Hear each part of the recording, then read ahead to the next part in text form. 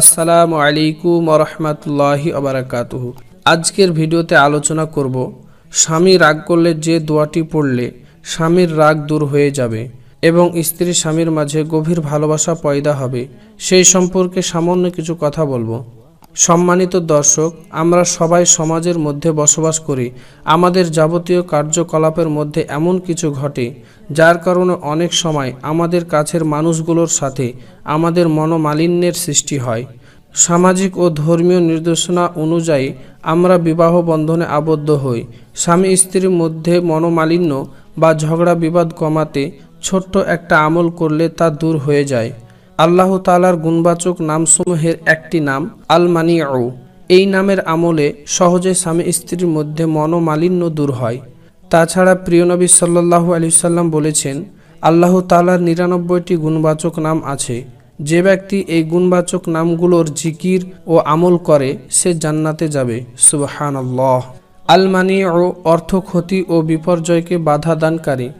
সম্মানিত দর্শক, আল্লাহ তাআলার এই গুণবাচক নামটির সঠিক পদ্ধতিতে আপনি পাঠ করতে পারলে আপনার যে উপকার হবে সেটা হচ্ছে, যেসব স্বামী স্ত্রীর মধ্যে কোনো বিষয়ে মনোমালিন্য সৃষ্টি হয় কিংবা কোনো কারণে রাগ গুসার সৃষ্টি হয়, সেই পবিত্র নামের আমলে তাদের মাঝে সৃষ্টি অমিল দূর হয়ে যায়।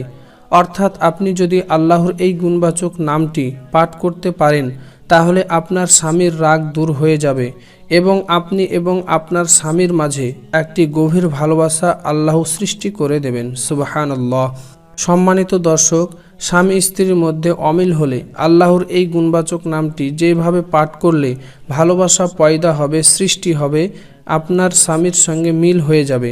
আমলটি করার নিয়ম হচ্ছে, আপনি যখন রাতে ঘুমাতে যাবেন তখন আল্লাহর এই গুণবাচক নামটি পাঠ করবেন। আপনি যতবার ইচ্ছা আপনি ততবার পাঠ করতে পারবেন। আল্লাহ তাআলার গুণবাচক নামটি কয়েকবার পাঠ করবেন এবং আপনার স্বামীর জন্য দোয়া করবেন। মনে মনে আল্লাহর কাছে বলবেন, আল্লাহ, আমার স্বামীর রাগ তুমি ভাঙিয়ে দাও, কমিয়ে দাও।